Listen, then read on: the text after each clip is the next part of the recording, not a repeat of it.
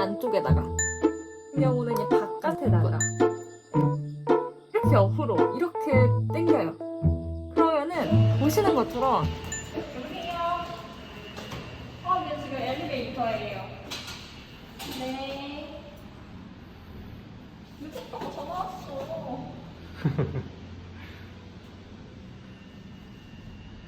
네. 네. 가자.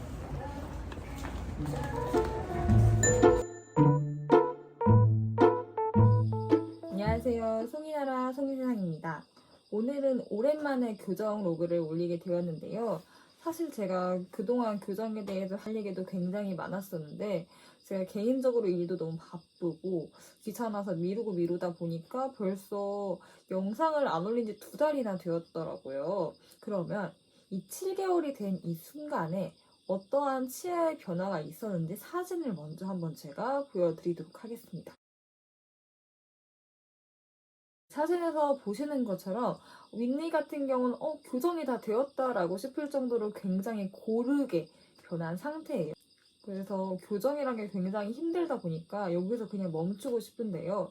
사실 멈출 수는 없잖아요. 그쵸? 그리고 아랫니 같은 경우도 처음보다 굉장히 많이 고르게 변한 상태입니다. 특히 아래에 있는 가장 앞쪽에 있는 아랫니 같은 경우는 굉장히 고르게 삐뚤빼뚤 많이 삐뚤어져 있다면 똑바로 일자로 변한 상태이고 특히나 여기 이쪽 부분 이가 많이 삐뚤어져 있는 상태이기 때문에 브라켓은 따로 부착하지 않았고 이렇게 스프링으로 연결을 해 놓은 상태입니다. 이제 딱 보면은 치열이 많이 고르게 변한 상태이기 때문에 이제 교정이 얼마 많이 안 남았나 싶기도 하지만 아직 아랫니와 윗니의 교합이 맞지 않아요. 특히 오른쪽 같은 경우는 어느 정도 교합이 잘 맞기 때문에 씹는데 크게 불편한 거 없고요. 일상생활에서의 불편함도 없지만 아직 왼쪽 같은 경우는 완전한 교합이 맞지가 않은 상태예요. 잘 물리지도 않고 잘 씹히지도 않는 그러한 상태이기 때문에 이 양쪽의 이 교합이 잘 맞을 때까지는 교정의 시간이 좀 걸릴 걸로 예상이 됩니다. 그리고 아무래도 이쪽 오른쪽에 교합이 좀 더 잘 맞다 보니까 웬만해서 계속 제가 오른쪽으로만 계속 무의식적으로 씹는 것 같아요. 계속. 그러다 보니 턱의 근육도 지금 오른쪽 근육이 왼쪽 근육에 비해서 훨씬 많이 발달한 상태예요. 이게 계속 지속되다 보면은 양쪽이 좀 비대칭이 올 것 같아서 제가 웬만하면 의식하면서 왼쪽으로 씹으려고 하는데 왼쪽은 씹기가 조금 불편한 그런 상황입니다. 그리고 윗니 아랫니 틈이 굉장히 많아요. 그래서 혀를 빼면은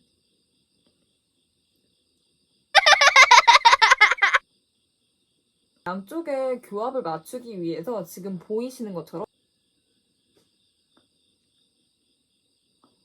고무줄을 해놓은 상태예요. 이 고무줄에 관한 내용은 뒤쪽에서 좀 더 자세하게 말씀을 드리도록 하겠습니다. 브라켓을 달고 나서는 월 치료를 2번 정도 받았는데요. 첫 번째 월 치료에서는 이제 원장님이 저의 치아 상태를 확인을 했어요. 덧니에 원래 스프링이 달려 있었거든요. 덧니가 어느 정도 내려와서 여기도 마찬가지로 브라켓을 부착을 했습니다. 또 그리고 갈 때마다 이 철사를 새로 껴주시더라고요.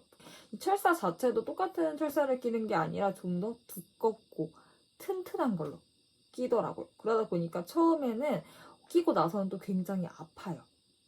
그리고 이게 위아래 교합이 잘 맞지 않다 보니까 어쩌다가 뭘 씹다가 이가 쾅 물리게 되면은 이가 막 찌릿하면서 굉장히 이가 깨질 정도로 막 아프게 세게 부딪히는 경우도 있고 입을 다물지도 벌리지도 못하는 그러한 상황이 생기게 됩니다. 그래서 원장님께서 이의 교합을 좀 더 잘 맞춰주기 위해서 드릴 같은 걸 이를 조금 갈아가지고 이를 이렇게 교합이 잘 맞을 수 있게 좀 보정을 해주는 보정, 조정 이러한 것들을 갈 때마다 조금 해주십니다. 그리고 드디어 악궁 확장을 그만하라 라는 말을 듣게 되었어요. 제가 처음에 말씀드린 것처럼 제 치아가 삐뚤 이유는 입안의 공간은 작은데 이빨이 많고 그러다 보니까 작은 공간에 많은 이빨이 들어가다 보니 삐뚤빼뚤해지게 되었는데요. 그래서 이 치아를 바르게 교정할 수 있는 방법이 이의 공간을 넓혀주는 방법이에요. 그래서 이 넓혀주는 방법으로는 첫 번째가 악공 확장을 해서 넓혀주는 방법이 있었고, 두 번째가 치아를 이제 빼서 발치를 해서 넓혀주는 방법이 있었는데, 저는 발치는 하지 않고 악공 확장을 통해서 입안을 넓혀주는 작업을 진행을 했어요. 그래서 입안이 공간이 여유 공간이 생기면서 이가 조금 계열이 이렇게 고르게 변하게 되는 건데, 이 악공 확장이 사실 굉장히 되게 힘들어요. 이를 인위적으로 이렇게 공간을 넓혀주는 작업이다 보니까 통증도 굉장히 심하고, 그리고 꼈다 뺐다 하는 제 탈부착 방식의 확장 장치를 진행을 하다 보니 꼈을 때는 발음이 굉장히 좋지 않아요. 항상 이 확장 장치 색촉하고 이런 것도 너무 불편했는데, 드디어 확장을 그만하라 라는 정말 기쁜 소식을 듣게 됩니다. 하지만 기쁨도 잠시, 교정의 굉장히 큰 고통이라고 하는, 보시는 것처럼 고무줄을 걸게 됩니다. 저는 이 고무줄을 총 3개를 걸었는데요. 이 오른쪽 같은 경우는 바깥에다가 이렇게 고무줄을 걸게 되는데, 왼쪽 같은 경우는 고무줄을 안쪽에다 걸었어요. 그래서 안쪽에 걸기 위해서는 뭔가 약간 장치가 필요한데, 인위적으로 안쪽에다가 나사 같은 것을 심어주는데요.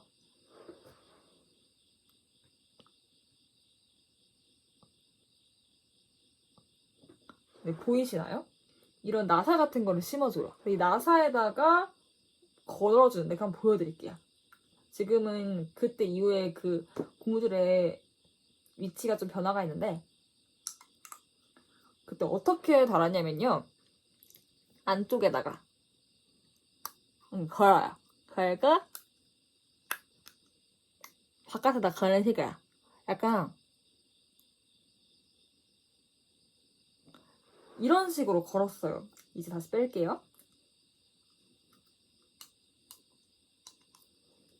처음에 병원에서 이런 고무줄을 다는 방법을 알려주고 위치도 알려주고 하는데요.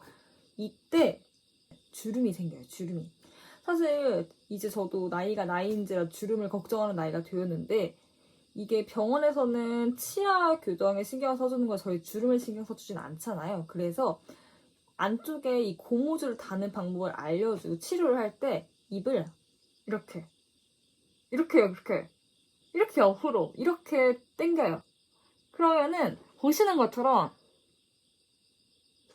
이렇게 주름이 생기게 됩니다. 저도 맨 처음에 이 고무줄을 달 때 아무래도 이렇게 당겨서 달다 보니까 진짜 주름이 계속 생길 것 같은 거예요. 이걸 교정하면 팔자주름이 많이 생긴다고 이야기를 하잖아요. 그 이유 중에 하나가 바로 이 고무줄 같아요. 그래서 저는 이걸 어떻게 하면은 팔자주름이 안 생길까라고 생각을 하다가 손가락을 안으로 넣었어요. 당기는데 여기 이 손을 이용해서 항상 여기에다가 손가락을 넣어서 이게 주름이 생기지 않도록 방지하면서 이걸 고무줄을 꼭 걸어줬어요. 이게 굉장히 중요한 것 같아요. 우리가 고무줄을 매일매일 반복을 해서 끼다 보니까 그냥 이렇게 하면 주름이 당연히 생길 수밖에 없어요. 그래서 이 고무줄을 항상 걸 때는 꼭 주름이 생기지 않도록 그 점을 유의하면서 달아주는 게 굉장히 중요한 것 같습니다. 그리고 이 고무줄 다는 게 사실 처음에는 어렵고 위치도 헷갈리는데, 달다 보면은 쉬워요. 매일매일 하는 거다 보니까. 그리고 이 고무줄은 병원에서 이렇게 생긴 고무줄을 주는데요. 굉장히 잘 늘어나요. 이렇게 생긴 고무줄이에요. 그래서 이 고무줄을 매일매일 하루에 1개씩 교체를 하게 되고요. 저는 고무줄을 처음에 3개를 꼈어요. 처음에는. 이거를 저는 주로 저녁에 교체를 했어요. 원래 치과에서 월치료를 받고 오면은 이 철사도 좀 더 세고 튼튼한 걸로 바꾸다 보니까 되게 아픈데, 거기에다가 이 고무줄까지 달아서 이를 인위적으로 좀 더 자리를 이동시키다 보니까 그날 밤부터 너무너무 아픈 거예요. 너무너무 아파서 마찬가지로 양치 하는데도 너무 아파. 정말 살살했어요. 정말 살살. 양치도 살살하고 밥도 정말 천천히, 거의 씹는 둥 마는 둥 그냥 후루룩 넘기고, 너무 아파서 결국에 그날도 마찬가지로 진통제를 먹었습니다. 여러분도 아프면 참지 말고 진통제를 드세요. 근데 인간은 또 적응의 동물이잖아요. 며칠 동안 고무줄을 끼다 보니까 또 통증은 많이 사라지더라고요. 그리고 또 하나의 팁을 드리자면은 이 고무줄을 끼고 나서는 말을 많이 해주는 게 좋대요. 말을 많이 하고 입을 많이 벌려야지 이게 이동이 좀 더 빨라지기 때문에 많이 말을 하라고 이야기를 하더라고요. 그래서 저는 말도 많이 하게 됐지만 입을 습관으로 많이 벌렸던 것 같아요. 이렇게 많이 벌려야지 빨리 제 교정도 빨리빨리 끝나기 때문에 입을 많이 벌려주면서 말을 많이 하는 게 좋다라는 것도 기억을 해주시면 좋을 것 같습니다. 네, 그리고 나서 이제 두 번째 브라켓을 달고 두 번째 월 치료를 받으러 가는데요. 이때도 마찬가지로 원장님이 제 치아 상태를 꼼꼼하게 확인을 하시고 아랫니에도 원래 철 브라켓이었다면 이번에는 하얀 브라켓을 바꿔주셨어요. 어느 정도 이빨이 틀어진 게 어느 정도 이렇게 고르게 변했다고 해서 이제 하얀색 브라켓을 붙여주시더라고요. 붙여주시고 이 찰사도 다시 한번 깔아줬는데요. 이 깔기 전에 제가 지금 이 교정의 부작용 중에 하나가 바로 이 트라이앵글, 블랙 트라이앵글이잖아요. 이 아래쪽에 이 블랙 트라이앵글이 좀 생겼어요.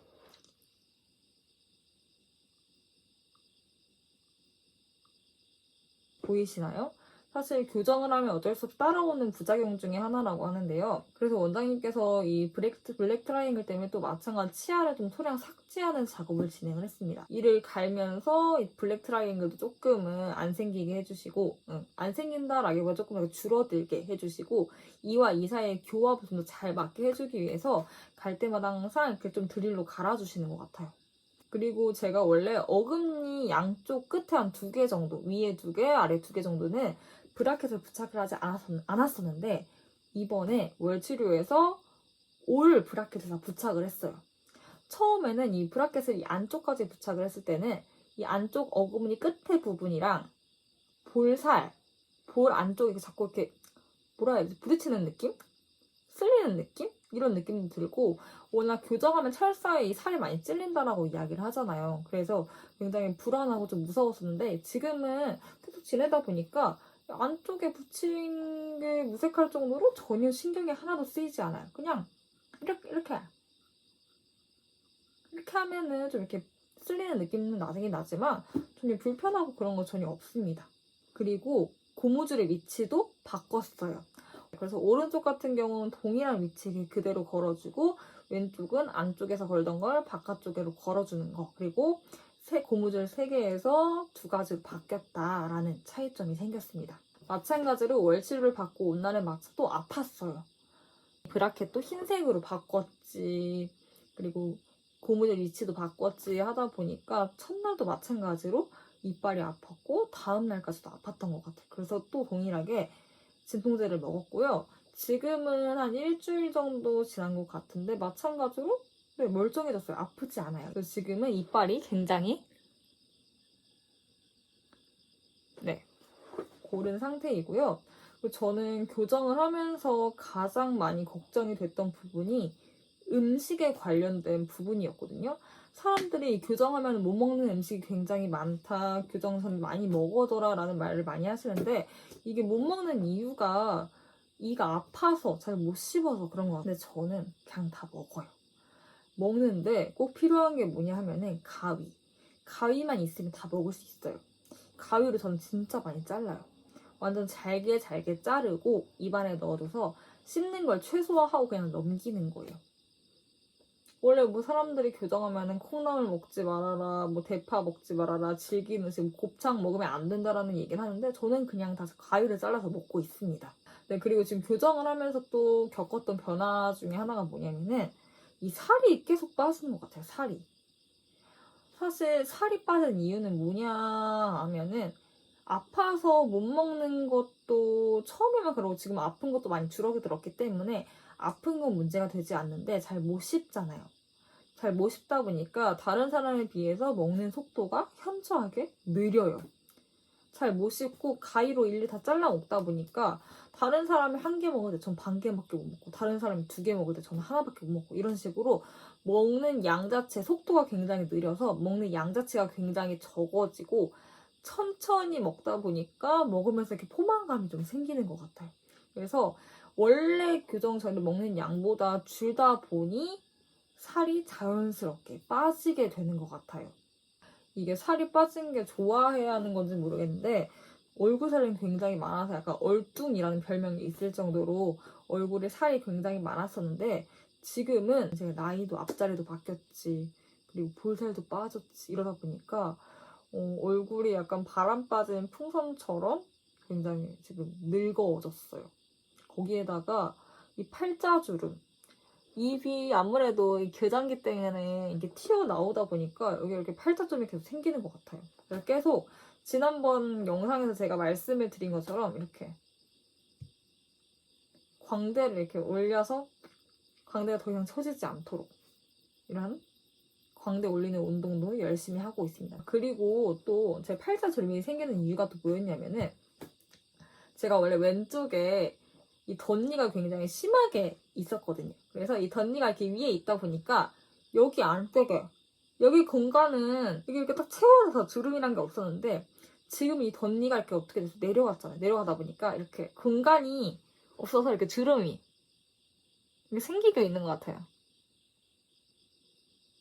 그래서 이 덧니가 지켜주던 저의 팔자주름이 덧니가 사라지면서 팔자주름이 생기는 이런 안타까운 상황이 생기게 되었습니다.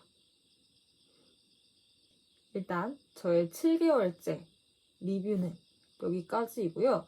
다음 8개월째는 어떤 변화가 있었는지, 병원에서 월치료 때 무엇을 해줬는지에 대해서 다시 한번 제가 리뷰를 가지고 오도록 하겠습니다.